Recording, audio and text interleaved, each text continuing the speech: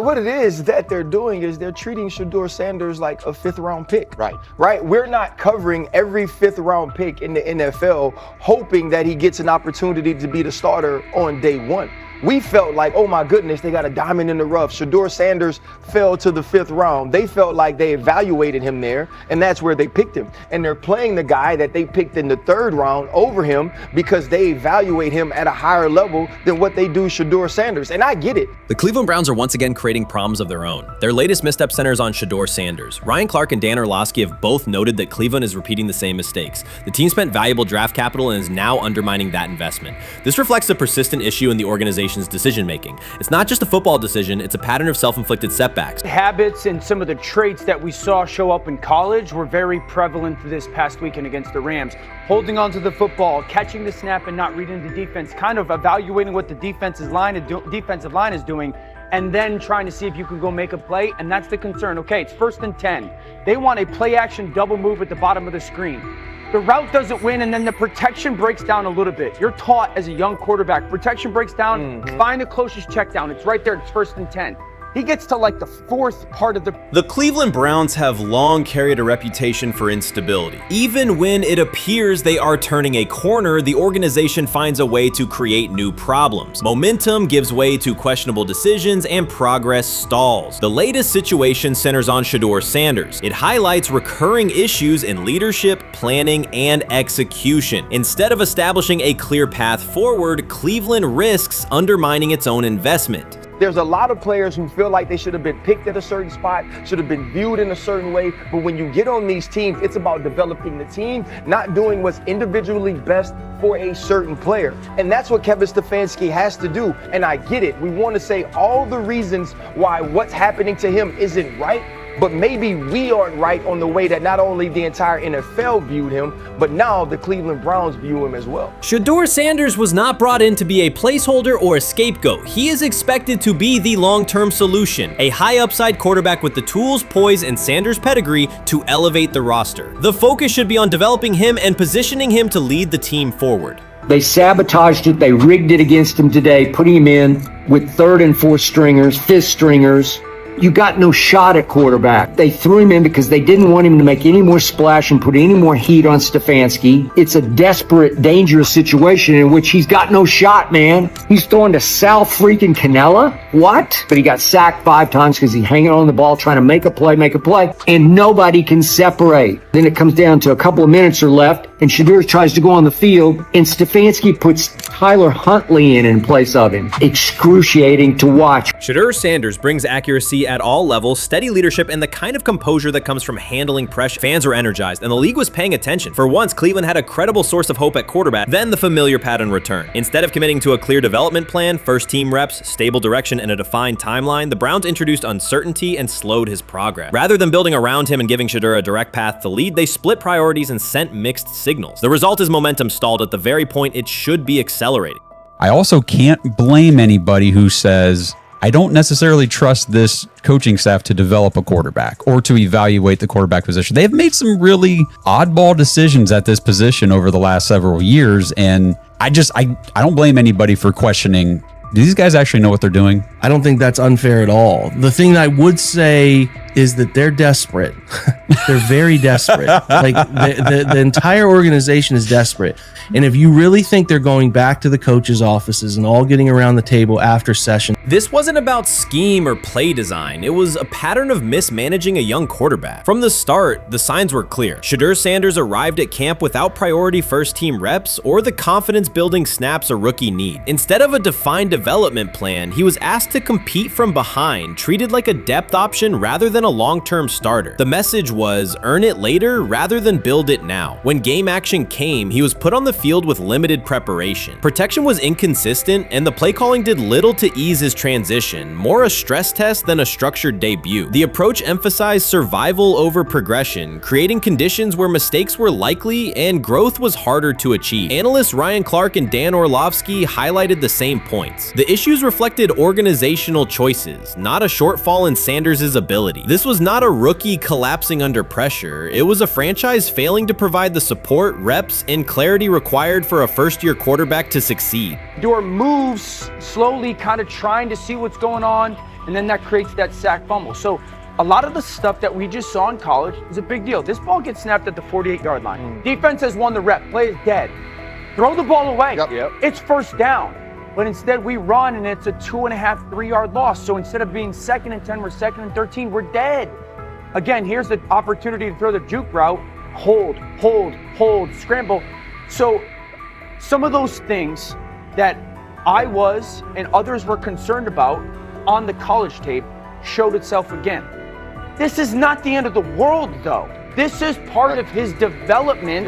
Cleveland managed to take a highly promising rookie and within weeks put him in a position where he looked unprepared. Ryan Clark called out the core issue. A first-year quarterback cannot succeed without protection, clear situations, and a controlled environment. Dan Orlovsky added that when a young quarterback isn't given structure, support, or coherent schemes, you're not evaluating ability, you're manufacturing failure. That's what happened to Shedeur Sanders. Browns fans weren't just disappointed with the results, they were alarmed by the process. This is a fan base familiar with quarterback missteps, yet even they recognize the pattern. A talented prospect subjected to poor planning and inconsistent guidance. After one preseason setback, the conversation shifted toward maybe Shedeur isn't ready instead of examining coaching, play design, and preparation. The reality is clear. The question isn't whether Sanders is ready, it's whether the Browns were prepared to develop and support him. Well, that would be a nice exit strategy because he would come up as doing Shedeur a favor. Like one's got to go, right?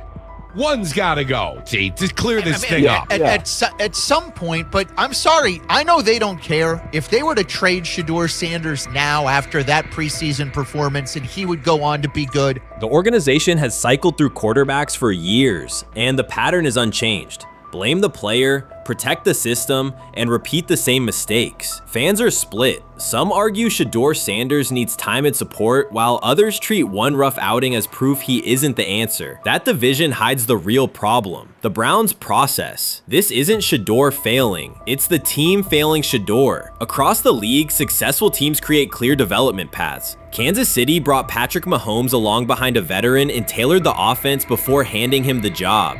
Houston committed to CJ Stroud, built around his strengths, and let him grow with consistent direction. Smart teams invest, protect, and show belief.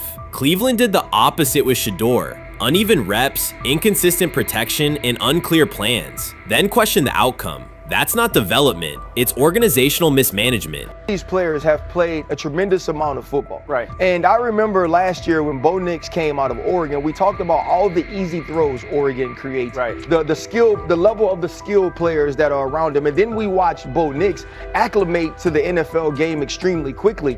I see a lot of those same traits in Dillon Gabriel. He gets the football out of his hands. He takes the throw that's available to him. He plays on time. And part of whether or not you get an opportunity to get on the field is the people that you're competing against. And I don't mean this in any disrespectful way to Shedeur, because I'm not only a fan, it's somebody I want to see succeed. The Browns will likely present this as part of a deliberate development plan, tough standards, resilience building, and testing a rookie under pressure. In practice, it isn't development, it's a damaging approach that undercuts growth. The organization has not shown a consistent model for nurturing young talent, and Ryan Clark and Dan Orlovsky highlighted that publicly. After Shedeur Sanders stumbled in a preseason game, the reaction was immediate. Headlines, polarized fan takes, and sweeping conclusions about his readiness. The front office offered little acknowledgement of the conditions he was placed in. Clark's point was direct. You do not evaluate a rookie by how he looks in a setup designed for failure. You evaluate him when he's properly supported. Orlovsky explained how poor coaching choices, protection, sequencing, and role clarity can quickly erode confidence and stall development. The issue was not Sanders' ability, It was Cleveland's process, which appeared disorganized and unprofessional for an NFL operation. Shedeur Sanders doesn't ask for excuses. He hasn't blamed limited reps, patched together receiver groups, or fourth-string offensive linemen struggling against Cleveland's second-team defense. He shows up, works, and demonstrates why he belongs. On day 3 of Brown's training camp, for the first time since OTAs, he finally received something close to a fair opportunity. He lined up with the second unit during an 11-on-11 period and made the most of it. In 8 plays, he did what he typically does when given a chance. He executed. He went 2 for 2 on a quick series, finishing with a decisive throw to tight end Blake Whiteheart that immediately caught the sideline's attention. There was no hesitation in his drop, no unsettled feet, and no panic. Just firm, accurate timing and clean operation. It raised an obvious question. What has taken so long for the Browns to evaluate him with a functional group? The story isn't only about one throw, it's about the delay before it. Sanders has been the guy for most of his football life, commanding high school programs, starring in the Southwestern Athletic Conference at Jackson State, then operating under national attention at Colorado. For the first time, he's been told to wait. He has treated that reality as part of the job rather than a setback. He has prepared like a professional since the moment he arrived, and on the 3rd day of camp in heavy heat, he let the football represent his case. While coverage focused on the veteran presence of Kenny Pickett and Joe Flacco, Sanders made an impression with minimal volume. The difference with the second team was immediate. Protection held up, routes were on schedule, and progressions unfolded as designed. Within that structure, he looked like the quarterback who led efficient offenses at Jackson State and Colorado. Calm in the pocket, decisive in his reads, and accurate to tight windows. This was not simply a good practice period, it was a clear statement. He was not just operating the script, he was directing it. The timing was sharp, the reads were clean, and the seam throw to Whiteheart was a high-level anticipation throw, professional in placement and pace. The narrative around Sanders should reflect that when he is placed in a workable situation, his strengths are visible. Early work with 4th unit personnel included protection issues and unreliable spacing. With the 2nd unit, those variables stabilized and his work looked consistent with his resume. The performance supported a straightforward conclusion. The evaluation should move forward with higher quality reps. Sanders has been explicit about his approach. He does not request special treatment. He intends to be prepared so that when an opportunity appears, he can step in without a drop-off. He has said he wants to be ready for anything and not offer explanations after the fact. That mindset fits what teammates and coaches have observed. A quarterback focused on the assignment, not the conversation around it. The conditions were demanding: relentless sun, heavy humidity, and a practice tempo that stressed decision-making. Many players fatigued as the session wore on. Sanders did not show signs of rushing reads or forcing the ball. He managed the pocket, reset his base when necessary, and continued to deliver on time. The path he has taken, HBCU starter in the SWAC, then Power 5 starter under constant attention, has prepared him for compressed evaluation windows. He has been under scrutiny for years. The heat did not change his process. He moved defenders with his eyes, anticipated breaks, and stepped into throws with balance. The crowd was not chanting his name, and there were no ovations. That was irrelevant to the task. He is focused on the locker room and the staff, and he is building credibility the same way he did at previous stops, by being reliable when the ball is snapped. Quarterbacks coach Bill Musgrave has emphasized ignoring external noise and keeping attention on install, footwork, and timing. Sanders is familiar with the dynamic. He has been followed by cameras and commentary since his early teens. He has experience living with attention and still adhering to routine. Under heat, with a narrow set of snaps and multiple decision points, he stayed composed and effective. 2 speeding citations, 91 miles per hour in Brunswick and 101 miles per hour in Strongsville, became national items. General Manager Andrew Berry characterized the decisions as not smart and stressed that it's not only about driving fast, but about the safety of others. Sanders accepted responsibility, stated that he learned from the incidents, and said he would follow the rules. The attention to those citations did not alter his daily schedule or his practice preparation. He arrived early, stayed engaged, and kept the discussion centered on work.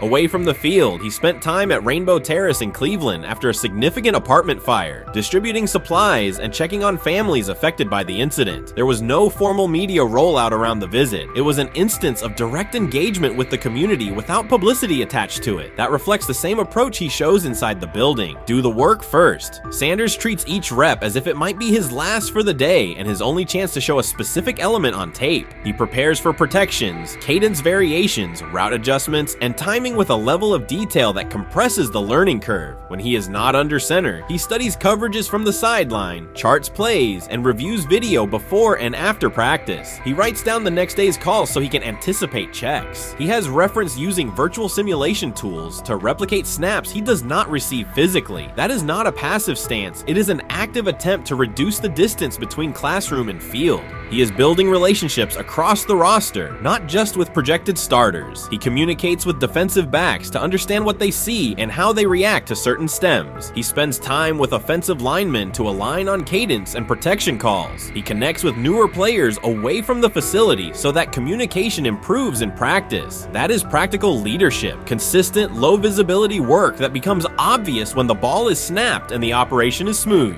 3 days into camp, a central question remains. Why hasn't he taken a first-team rep? Flacco has seen work. Pickett has seen work. Dylan Gabriel has been cycled in. Sanders has remained behind all three on the depth chart while producing efficient periods when provided stable support. Head coach Kevin Stefanski has not publicly detailed the plan for distributing first-team snaps among the quarterbacks. When asked, Sanders answered that it is not his place to comment on rotation decisions. That response aligns with his day-to-day conduct, respectful, professional, and centered on the next assignment. The staff is managing a room with a Super Bowl MVP, a former first-round pick, multiple rookies, and a new set of combinations on the offensive line. That creates a set of decisions about exposure, pacing, and evaluation windows. Within that context, Sanders has presented a clear case for additional evaluation. He has shown he can execute the offense as designed when the variables are standard. Musgrave has a long-standing connection with the Sanders family through his time as a teammate of Deion Sanders in San Francisco. That familiarity supports direct communication. It does not guarantee anything about the depth chart, but it does help streamline teaching, feedback, and expectation setting. Inside the defensive back room, veterans such as Denzel Ward have provided perspective on timing, leverage, and eye discipline that Sanders has incorporated into his preparation.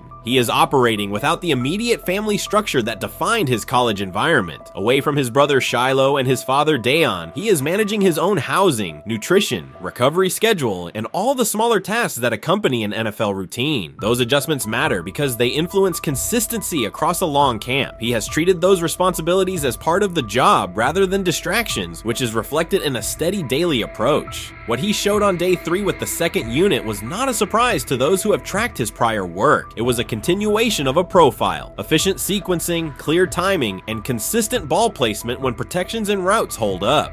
The 8-play period was short, but it was enough to reinforce the point. He doesn't need a large sample to demonstrate baseline operation. He needs a fair sample to test ceiling and adaptability. There is also the matter of perception. Public attention concentrated on the speeding tickets and the general manager's response. Less attention fell on the preparation, the efficient period with the second team, or the community engagement at Rainbow Terrace. That imbalance is common in training camp narratives. Sanders has handled it by keeping his answers simple and his focus on football. He has not tried to redirect the conversation. He has done his work and waited for additional reps. The objective next step is straightforward. Expand the evaluation with higher unit personnel and standard opponents. That does not require a complete reshuffling of the depth chart. It requires allocating a defined sequence of first-team snaps so that timing with starting receivers and protections with starting linemen can be measured on tape. The staff can then compare operation speed, accuracy under pressure, red zone decision-making, and 2-minute mechanics against the other quarterbacks. That is the most direct way to clarify the competition. None of this dismisses the experience or track records of the veterans in the room. It emphasizes that the purpose of camp is to test assumptions with current performance. Sanders has provided enough evidence with the second unit to justify a broader look. He has shown that the pace of his feet matches the pace of his eyes, that he can hold safeties with his shoulders, and that he can drive intermediate throws without float. He has also shown discipline to take the clean completion rather than force the vertical shot when leverage dictates otherwise. Every day, he has addressed the controllable items, meetings, note-taking, install recall, cadence management, and post-practice review. He has not asked for public guarantees. He has asked for an opportunity to compete on comparable terms. The 8-play sequence with the second unit was a small but clear example of what he can do when those terms exist. The staff's communications have been measured. Stefanski has not laid out a schedule for first-team rotations publicly. Barry addressed the speeding incidents directly and emphasized standards for decision-making off the field. Sanders accepted the criticism, adjusted his behavior, and moved forward. Those are the relevant facts. What remains is a football evaluation that can only only be completed by giving him snaps with the top group and measuring the results. If that evaluation occurs and he performs at the level he showed with the second unit, the conversation will shift from potential to placement. If it does not occur, the question will persist through camp. Why not test the full picture? Sanders has built a case based on preparation, poise, and execution. He has demonstrated leadership by building relationships across the roster. He has shown maturity in handling external issues directly and moving on. He has given the staff reasons, on the field and in the building, to continue the process. 3 days into camp, he has answered everything within his control. He has shown growth, discipline, and consistent operation. He turned early fourth team disarray into learning, then executed cleanly when moved to the second unit. He kept the discussion on football when outside topics threatened to dominate. He has not tried to win a press conference. He has tried to win every rep. If he continues to stack days like this, the next step is logical. Evaluate him with the starters, document the results, and let the tape determine the depth chart. Until then, he will continue to prepare, continue to compete, and continue to present the same message through his play. You can't fire the owner because he can't fire himself. Yeah, someone's head's going to roll, unfortunately, in this situation, and it's probably Stefanski and Barry. I saw on The Athletic. I don't think that's fair, by the way. Stefanski, that part. I agree. I was saying the other day on my podcast that Barry should be fired, and I said I wouldn't fire Stefanski, but a couple of people made the point of saying, well, if you fire the GM, you got to give him a chance to hire his own coach, which is fair. That's true. So I would fire Barry. I would hire a new GM. If that GM thinks Kevin Stefanski's a good coach, wants to stick with him. Right. The situation in Cleveland has escalated with the NFL. Sources indicate GM Andrew Barry is prepared to move on from head coach Kevin Stefanski if he refuses to elevate Shedeur Sanders. The Browns are weighing a major quarterback change. Leadership appears to be aligning behind Sanders and pushing for immediate action. This is a high-stakes decision about control and the team's direction. I think it's unfair for me to comment in I guess maybe on behalf of the industry. All I can say is this, the time that we spent with Shedeur, and what he's done throughout his college career is impressive. He's an impressive young man. He's a really good quarterback.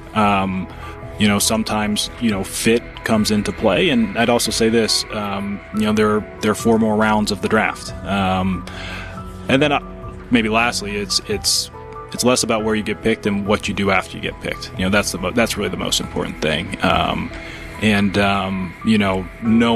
to know him over the course of the spring, he has a ton of resolve. Andrew Barry appears to be at a breaking point. Pressure from fans and within the organization to play Shedeur Sanders is intensifying. Barry is pushing for a move towards Sanders, while head coach Kevin Stefanski remains cautious about altering the depth chart. The divide is clear. One side wants acceleration, the other a measured rollout. The organization is under heavy scrutiny, and the focus has shifted to when, not if, Sanders sees the field. Has the 4th highest odds of any head coach this season to be fired. He's clearly on the hot seat. It's been a discussion for really a couple years now, dating back to last season's 3-win season. And he's always had kind of hot and cold seasons.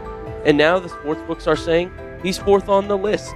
Number 1 is Mike McDaniel of the Miami Dolphins, Brian Daboll of the Giants at 2, Shane Steichen at 3, and there is Kevin Stefanski plus 650 to be fired. This has moved beyond tension to outright stubbornness. Rather than elevating Shedeur Sanders, the staff has chosen Dillon Gabriel. The current depth chart looks less like a forward plan and more like resistance to change. Fans have been clear about who they expect to see, yet the organization keeps delaying. Every week without a real evaluation of Sanders slows development and blurs accountability. Cleveland is choosing a conservative approach when a decisive decision is needed, sending a message of uncertainty to both the locker room and the city. Now being the 3rd string quarterback for the Cleveland Browns, was that so much was made out of unbelievable. He actually made the team as the 3rd string quarterback.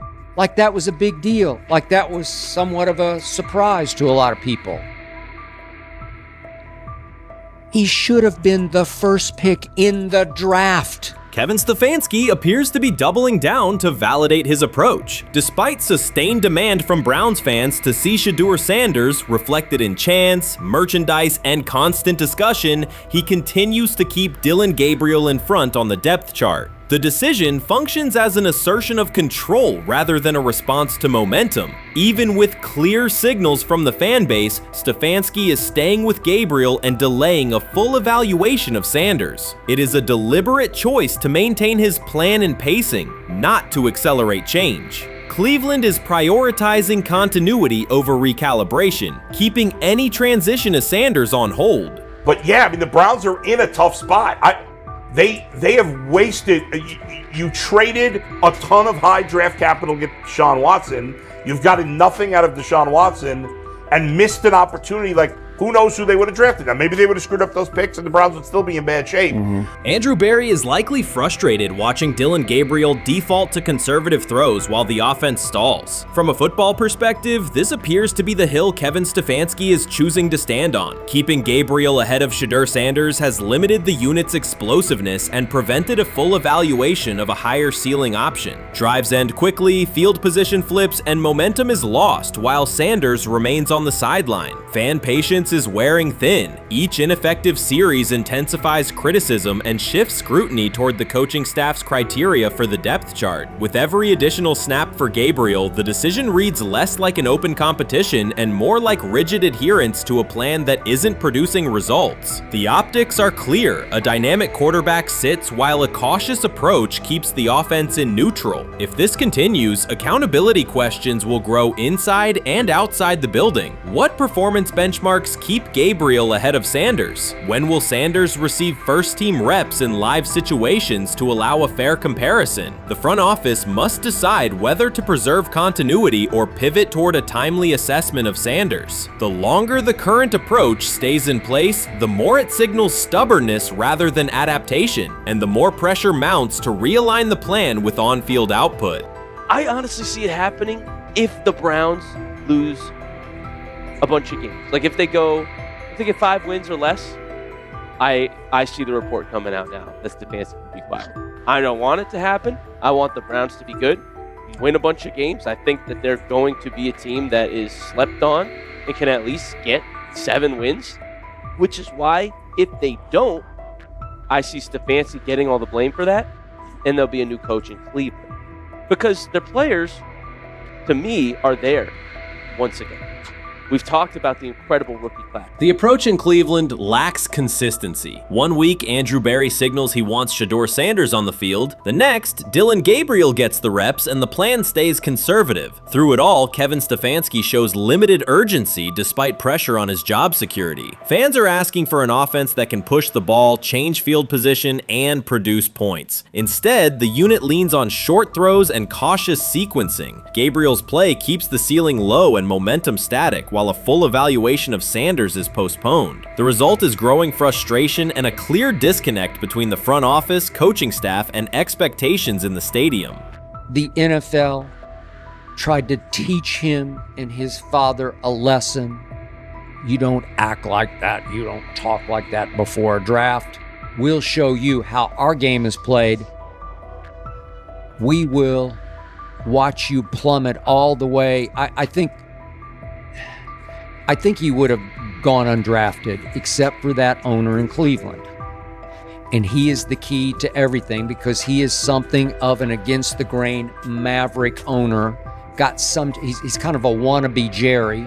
Fan speculation is growing. Some believe Kevin Stefanski lacks confidence in Shedeur Sanders. Others think he's prioritizing Dillon Gabriel for reasons unrelated to performance. A more extreme view claims Stefanski is manipulating outcomes to secure a buyout. Whatever the motive, the risk is clear. This approach is straining his relationship with GM Andrew Berry and alienating the fan base. Pressure is rising, Berry's patience is running out, and supporters have shifted from requests to demands. If the current plan continues, calls for a change in quarterback and accountability will intensify. This is exactly what he says. I'm told the footage of Shedeur Sanders meeting with the Giants is so bad that both the Browns and the Sanders family have threatened legal action if it is published. The New York Giants have released audio from their draft interview with Shedeur Sanders, and the disclosure has drawn intense public reaction. Fans want to know whether Sanders made critical remarks and why the Giants shared material that should have remained confidential. The situation revolves around an open microphone, contentious comments, and the broader implications of the leak. The New York Giants published a brief, edited segment from their interview with Shedeur Sanders and withheld the remaining footage. Observers are debating whether this was a strategic public relations decision or an attempt to discredit him. The team has offered no additional explanation, and many fans view the limited release as inadequate and potentially misleading. They are demanding full transparency and accusing the organization of orchestrating a negative narrative. While criticism of Sanders is vocal, his supporters are responding with equal intensity.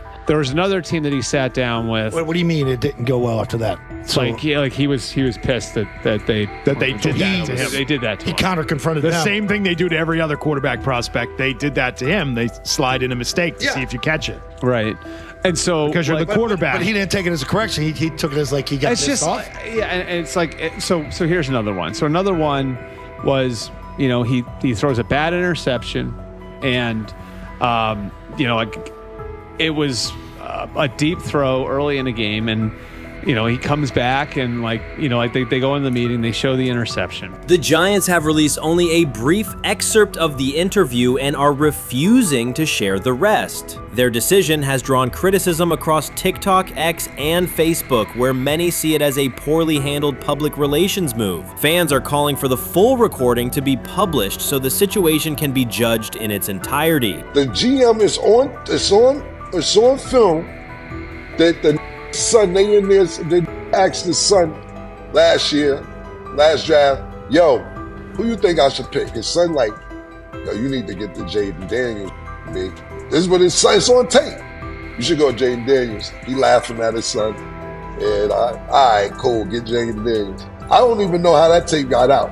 I wouldn't have let the get out. Shedeur Sanders appears unfazed by the situation. Although the Giants suggested he was more hype than substance, their handling of the interview has instead elevated his visibility. Analysts across major sports outlets are now discussing him more than before, keeping his name prominent in the news cycle. New York Giants, where these tapes at? You hear me? Because if Shedeur Sanders was so unprofessional, y'all would have leaked the tapes for the whole world could see, right? Cause understand, it's a lot of he say, she say. But one thing I do know, as a young black man growing up in this world, being straightforward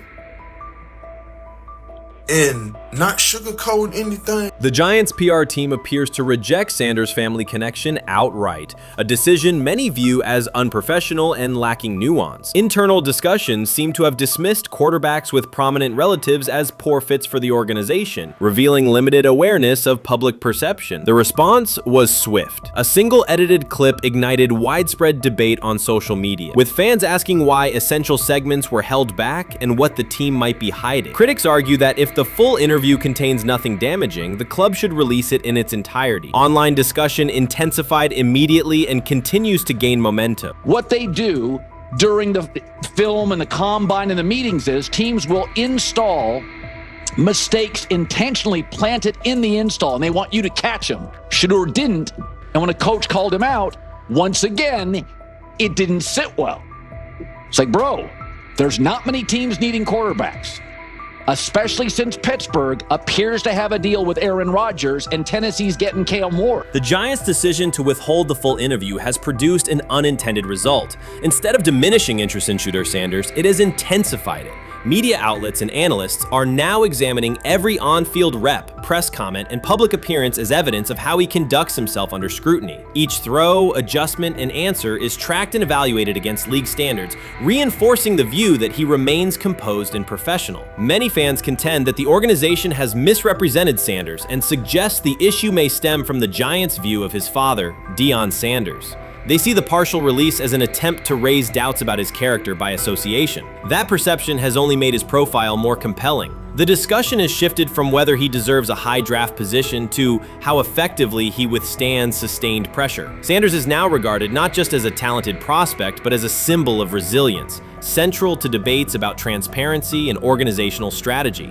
Even if the Giants eventually provide more context, the visibility they have created for him is unlikely to fade. The most fun yet the most difficult thing I cover and we cover all year long is not games. It's the NFL draft. Because I've said this many times, you get lied to for a month to 2 months up to it. And so often during the draft, and every few drafts, there's a guy that really falls, precipitously falls. This year it was Shedeur Sanders, it's been Aaron Rodgers, it's been Dan Marino. Every few years somebody falls a lot. And so, but those stories don't come out until like the fall. Criticism of Shedeur Sanders from within the Giants organization has become increasingly public. Team communications appear focused on casting him as an overhyped prospect, whose character should be questioned, a narrative that seems aimed at shaping opinion rather than assessing performance. Yet each selective release or negative remark has instead amplified attention on Sanders and elevated his reputation. Efforts to confine him to a narrow, unfavorable image continue to produce the opposite effect, reinforcing his position as an underdog who endures external pressure. The debate has shifted from football analysis to broader concerns about narrative control and transparency. Fans, reporters, and online communities are still urging the Giants to publish the full interview, arguing that only complete context can resolve speculation. The organization's refusal to comply has intensified scrutiny and led many observers to conclude that the team underestimated public reaction and now faces questions it could have avoided with full disclosure. The tapes,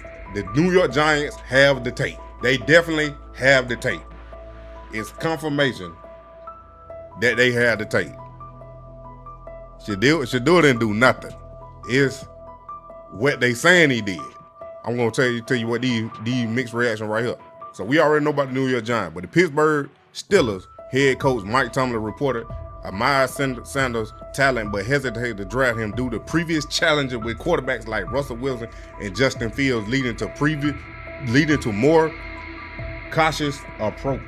Las Vegas Raiders. Sanders met with Raiders at the NFL scouting combine and expressed enthusiasm about potentially joining the team. His familiarity with the West Coast offense and quick release was noted positive, though concerns about his ceiling. Hours after the Giants posted that short audio clip, the timeline never slowed. Comment threads filled with frame-by-frame breakdowns, lip-read attempts, and side-by-side comparisons of what was said versus what was left out.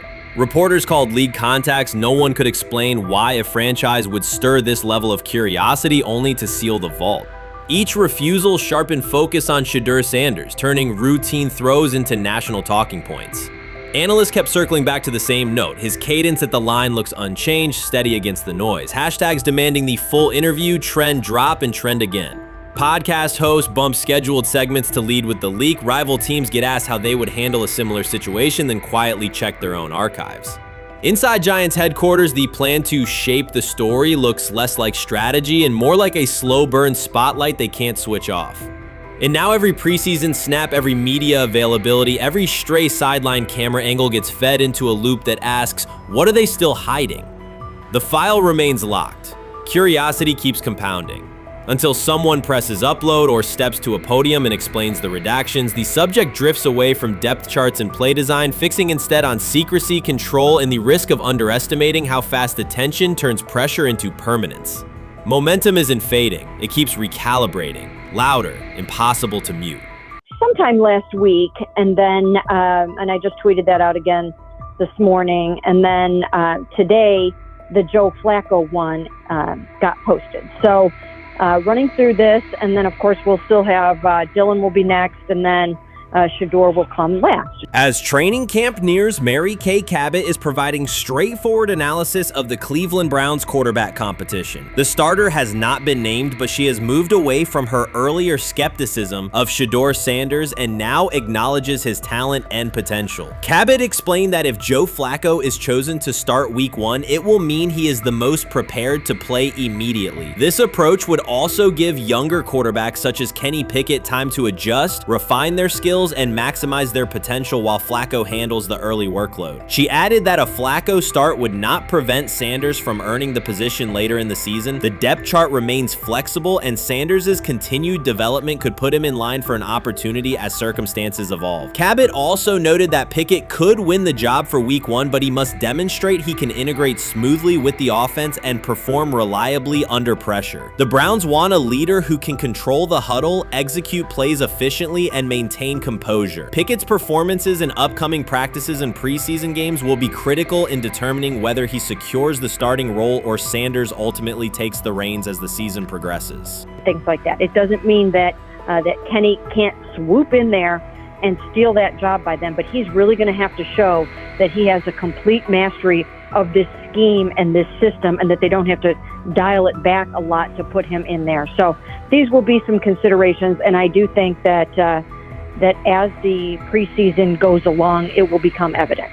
Mary Kay Cabot recently stated that Shedeur Sanders is ready, and the Cleveland Browns are monitoring him closely. After a strong showing during organized team activities and minicamp, Sanders has made notable strides in his development. With continued progress, he is expected to return to the field prepared to contribute meaningfully. The Browns coaching staff is tracking his growth, and anticipation about his long-term role is increasing. Cabot added that if Sanders maintains this trajectory and continues to demonstrate poise within the team, he will have a legitimate chance to earn the starting quarterback job. Each practice rep strengthens his case, reinforcing the possibility that his development could benefit both the player and the organization. As Sanders impresses, discussion about his future in Cleveland becomes more compelling. Cabot also emphasized Sanders' advanced understanding of the offense. She noted that his football IQ appears in every drill and that he seems ready to execute the Browns system at full speed. His ability to process defenses quickly and make decisive reads distinguishes him from his peers. With the appropriate opportunity, Cabot believes Sanders could become a genuine difference maker for the Browns. One area Cabot highlighted is Sanders' command of pre-snap adjustments. His capacity to diagnose defensive fronts and communicate changes gives him an edge and reflects high football intelligence. If he translates those reads into consistent connections with his playmakers, he could elevate the Browns' offense significantly. By comparison, Cabot said quarterback Dillon Gabriel is still refining his grasp of complex terminology and play calling. While Gabriel possesses upside, Sanders' comfort with intricate concepts and his ability to manage tight pockets under pressure give him a clear advantage at this stage. Gabriel must sharpen those elements to compete at Sanders' level. Cabot previously reported that Sanders had already earned first-team practice snaps ahead of Gabriel. Her latest update confirms that Sanders is now approved as the Browns' starting quarterback, solidifying the organization's commitment to him as QB1. Expectations are high, and his response to the challenge will be closely watched throughout training camp and preseason. Cabot further noted that head coach Kevin Stefanski authorized Sanders to take expanded first-team reps beginning next month. This milestone underscores Sanders' readiness and the coaching staff's confidence in his progress. As the regular season approaches, Sanders aims to cement his status as the starter, and the competition for that position is intensifying. Though Sanders leads the race, Kenny Pickett remains in contention. Cabot stressed that Pickett must prove he can integrate seamlessly with the offense and perform consistently under pressure. His performance over the next several weeks will determine whether he can challenge Sanders for the starting role. With both quarterbacks vying for the top spot, the Browns' Week 1 starter will be one of the most scrutinized decisions of the upcoming season. For now, Cabot's reporting underscores Sanders' rapid ascent, strong football intellect, and growing command of the offense, qualities that position him well to lead Cleveland's offense when the opportunity arrives. They have never loathed college football itself. They have resisted the people determined to reshape it. When Deion Sanders, black, direct, unapologetic, walks into a room of power brokers and speaks with authority instead of deference, critics recoil. During his playing days, they complained about celebrations and gold chains. Now that he is a head coach, mentor, and father, they label him something more polite, but just as dismissive, a problem. At Big 12 Media Days, Sanders addressed the accelerating chaos of the name, image, likeness market. He said college football needs a salary cap, not to hobble players, but to impose order on a system that showers unproven freshmen with seven-figure promises while the rest of a roster hunts for scraps. He called the situation unsustainable. Within hours, ESPN commentator Paul Feinbaum branded him a hypocrite, arguing that Sanders profited from NIL at Jackson State and now wants rules only because his most marketable athletes have moved on. The accusation spread quickly because it fit a comfortable storyline. Outspoken black coach gains from change, then protests when the advantage disappears. That framing ignores context. Sanders never criticized players earning money. At Jackson State, he urged corporate sponsors to partner with athletes who had been invisible to major brands for decades. What he wants now is stability, standardized guidelines, basic financial literacy, and roster balance that prevents locker rooms from fracturing over uneven payouts. When other coaches, Nick Saban, Dabo Swinney, Lane Kiffin, voiced similar concerns, they were praised for foresight. When Sanders spoke, the tone shifted to suspicion. The difference is not the message, it is the messenger.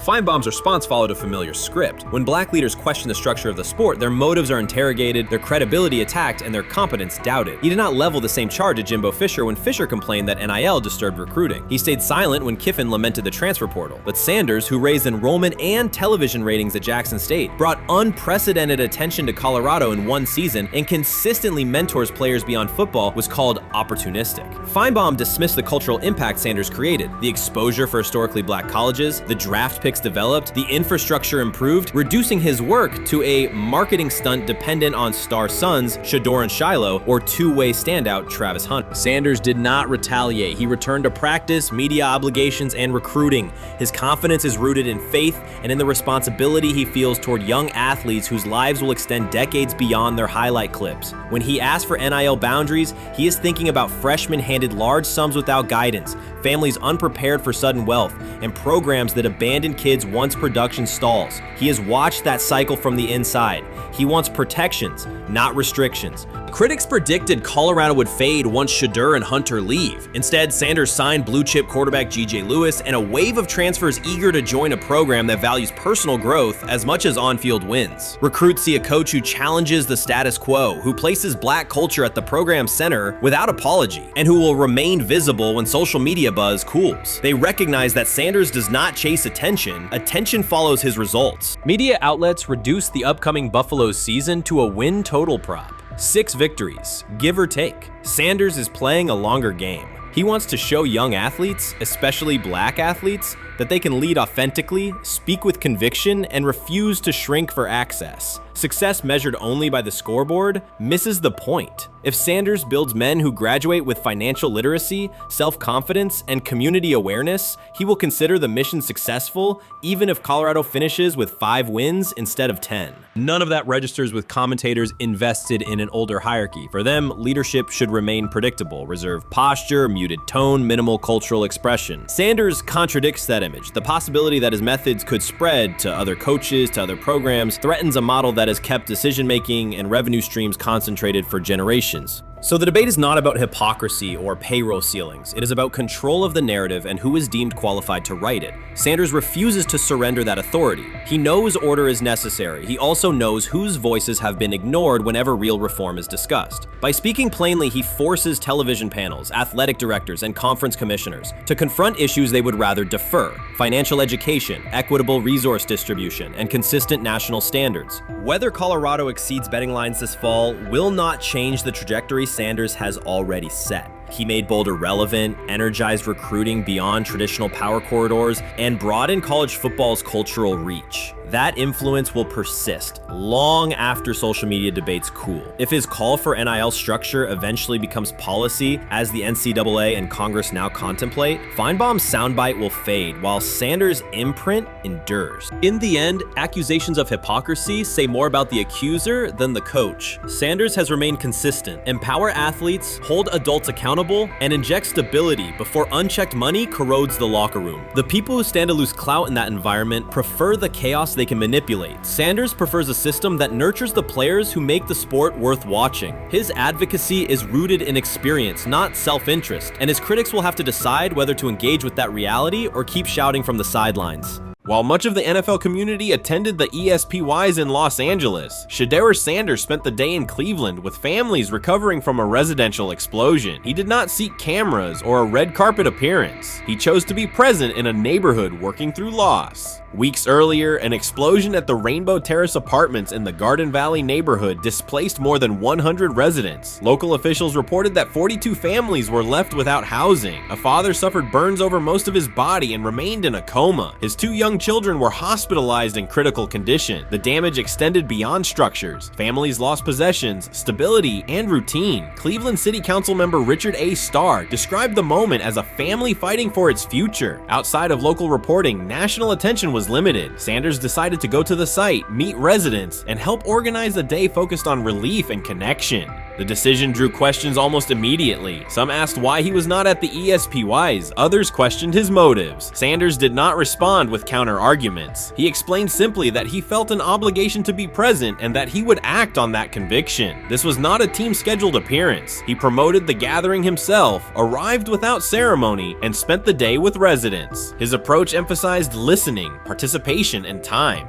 The event, which he called the Garden Valley Fun Fest, brought a large turnout over several hours. The purpose was straightforward: create space for families to reconnect and for children to play, even as recovery work continued. Sanders threw passes with kids on the blacktop, joined in games, and spoke with parents and grandparents about what they were facing next. He moved through the apartment complex and common areas with minimal staff support. Browns defensive lineman Michael Hall Jr. attended and interacted with residents as well. There were no speeches or staged moments. The focus remained on residents and their needs. Questions about visibility persisted as photos and short clips circulated online. Some criticism framed the visit as a substitute for a higher profile appearance in Los Angeles. Sanders kept to the same message. The priority was to support a neighborhood coping with displacement and uncertainty. He did not present the choice as a protest of any event. He presented it as the correct use of his day. When local media asked about his intent, Sanders said his goal was to provide families with a day of enjoyment and a reminder of community. He added that financial support can help, but that showing up in person also matters. Standing with people, listening to them directly, and offering time. The statement matched the structure of the day. He stayed on site, remained accessible, and left the focus on residents rather than on himself. The timeline mattered to him as training camp approached. Sanders did not connect the visit to his role on the depth chart or his draft position. He kept references to football confined to preparation, learning the playbook, protections, cadence, and timing, seeking guidance from veterans, including Joe Flacco, and staying ready for opportunities when they come. He has repeated that he has time to grow and intends to use it to learn the system and earn trust. The visit did not alter those priorities. He returned to his regular schedule the next day.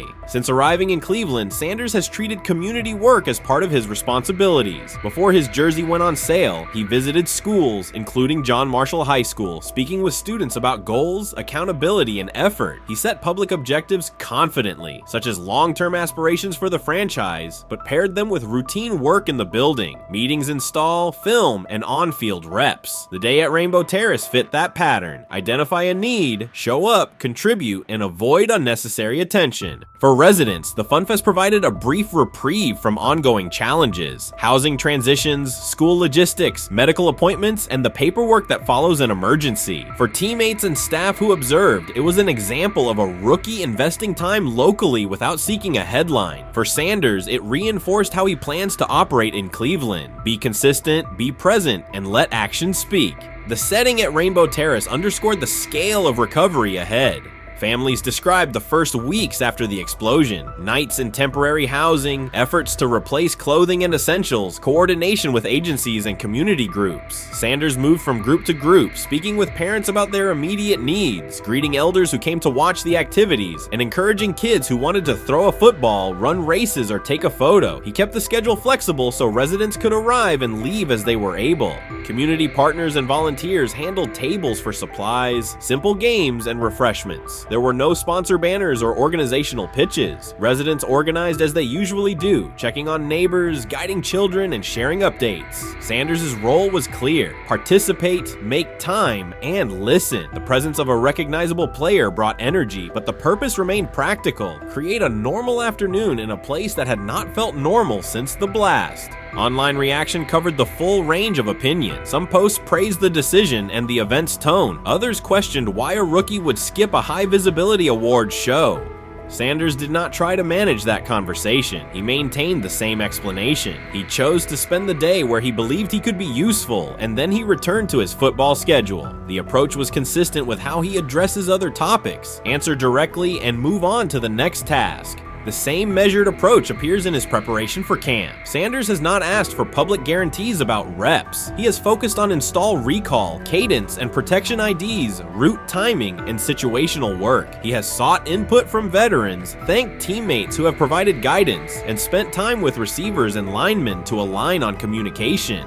Coaches have emphasized that the quarterback competition is a process, and Sanders has accepted that framework. His emphasis remains on readiness. None of this overshadows the experience and resumes of other players on the roster. It does provide a clearer picture of how Sanders operates as a professional. He separates off-field actions from promotional efforts. He keeps football preparation focused on what he can control. He communicates with teammates across position groups so that timing and expectations are shared. He does not try to steer attention in his favor. He tries to make steady progress. The day in Garden Valley was one example. He arrived without a speech, stayed for hours, and left without an announcement. He did not ask for recognition. He offered time. Residents responded in kind. Kids lined up for catches and races. Parents and grandparents asked about camp and wished him well, and neighbors coordinated rides and schedules around the event. The atmosphere felt like a neighborhood gathering, not a media production. Local leaders who were present or who spoke later emphasized that recovery will take months. Families will continue to navigate housing, healthcare, and daily logistics. Events like the Fun Fest do not resolve those issues, but they help sustain community connections and morale. Sanders' contribution was to create a space for that to happen and to treat the day with the same seriousness he applies to practice, plan, execute, and keep the focus where it belongs. As the preseason approaches, Sanders will continue to compete for opportunities on the field. He has said he will be prepared when called upon, and that he understands the importance of mastering details before focusing on outcomes. The organization will make decisions based on evaluation, and he will accept the results while continuing to improve.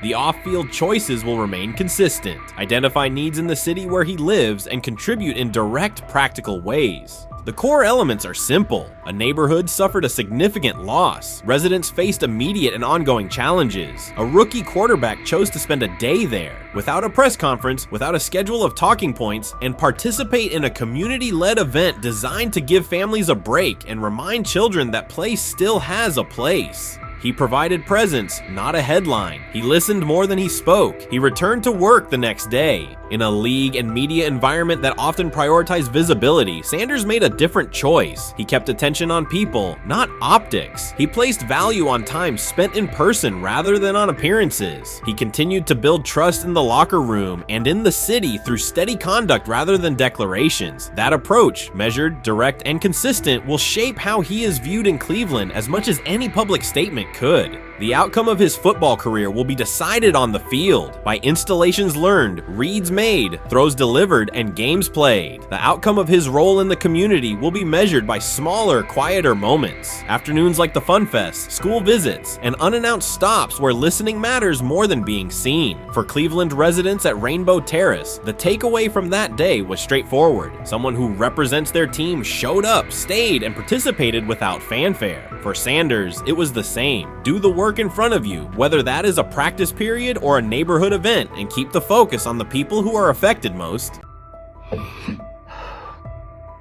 I'm about to unleash about Shedeur Sanders. I just watched what happened to Shedeur Sanders in the Cleveland Browns' third and final preseason game.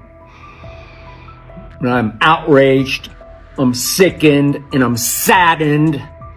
By the way, Shedeur continues to be treated in the National Football League now by those sorry-ass Browns and sorry-ass Kevin Stefanski. The Cleveland Browns are once again mishandling a promising quarterback. Skip Bayless criticized the organization for failing to develop Shedeur Sanders and for misusing his skill set. He argued that the team's decisions are undermining Sanders' progress and turning a major investment into a cautionary example. Bayless pointed to inconsistent usage, questionable play calling, and a lack of clear direction as key issues limiting Sanders. He said the Browns need a defined development plan and stronger support if they expect Sanders to succeed. Skip Bayless delivered a direct, critical critical assessment this week. After seeing Shedeur Sanders in a Browns uniform, he argued that Cleveland is mishandling the quarterback and undermining his development. Bayless said the team's approach shows poor planning and inadequate support around Sanders. He dismissed excuses about strategy and emphasized the need for better coaching,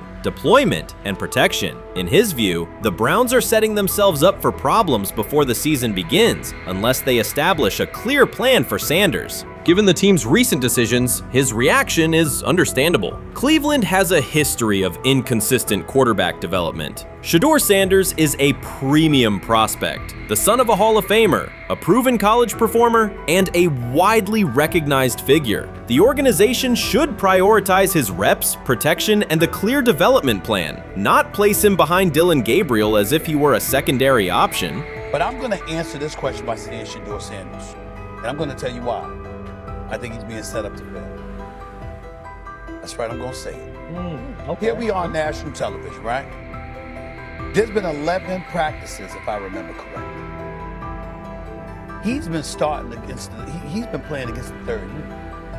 He's fourth on the depth chart. And then suddenly you throw him into the start line, and he hasn't had any reps for the first team at all. Think about that. So you're just going to throw him to the wolves like that, huh?